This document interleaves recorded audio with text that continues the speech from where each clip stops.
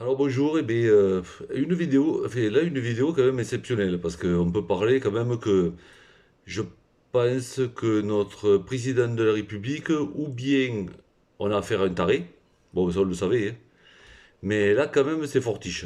Alors je dis, selon Macron, hein, l'envoi en Ukraine de troupes occidentales ne peut être exclu à l'avenir. On se dit, qu'est-ce qu'il raconte le mec? Alors ils ont eu une réunion, il n'y a pas longtemps, avec plusieurs, évidemment, membres de l'Union européenne, hein. Ils estiment que comme l'invasion russe prend de plus en plus d'ampleur et que ça fragilise apparemment l'Union européenne. Voilà, voilà. Enfin, voilà, c'est bizarre un peu le truc. Voilà, donc ça serait prêt à être exclu. Donc ça veut dire que la France serait prête à envoyer des troupes françaises sur le sol ukrainien pour empêcher la Russie de gagner la guerre. Bon, ok, ok, bon, je veux bien, mais ça veut dire quoi qu'on va rentrer en guerre donc avec la Russie? Parce que la Russie, eux, ils vont pas trop chercher à comprendre. Si on est là, ça veut dire qu'on veut faire la guerre contre eux. Enfin, je crois que notre président, ou c'est un psychopathe, le mec, il faut qu'il arrête. Il faut qu'on le vire parce que c'est un danger public pour tout le monde. Je comprends pas qu'est-ce qu'ils cherchent à faire, hein. Alors, ils veulent défendre Zelensky à tout prix. On envoie des millions à Zelensky, mais en fait, cette guerre, on en a rien à branler, nous. Ils sont même pas dans l'Europe, les mecs. Qu'est-ce qu'on va faire pour tout ça, pour empêcher la Russie de faire quelque chose? Mais c'est leur problème. Quel est le problème en France? Il n'y en a pas. Voilà. Bref. Ouais, alors oui, il se montre offensif. Oui, ça, oui, de toute façon, dès qu'il y a un truc, il s'emballe vite, le mec, hein, oui. Le problème, c'est que c'est pas lui qui va y aller avec ses sbires du gouvernement. Pourquoi on devrait y aller en premier? Comme ça, ils comprennent ce que c'est la guerre. Ils en parleraient plus de la guerre. Hein.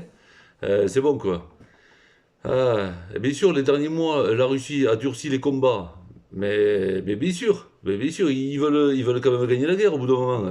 On est en état de guerre. Je sais pas si le mec il estime que, il croit que la guerre ça se fait, tu sais, avec des jetons, tu sais, comme si on joue un peu aux dames là. T'as gagné, j'ai perdu. Ouais, je sais pas. Ah là là, je crois que ça devient une catastrophe. On a un président qui est hors sol complet. Il invente des choses. Tous les mois, il va nous inventer des choses parce que de toute façon, le mec. Il est dans son monde, de toute façon, lui, c'est sûr que lui, il risque pas grand-chose, hein. Alors, voilà, je me dis que quand même, il y a des choses quand même graves qui vont se passer, à force de faire chier le monde comme ça. Je pense que ça va être grave. Euh, si on rentre en conflit avec la Russie, il va pas falloir rêver longtemps, on va prendre un missile sur la gueule, hein, parce que les Russes, ils vont pas se laisser marcher sur les pieds comme ça. Poutine, on n'a rien à branler de la France, de toute façon, c'est pas un petit Macron qui veut lui faire peur. Et quand même, je me pose beaucoup de questions.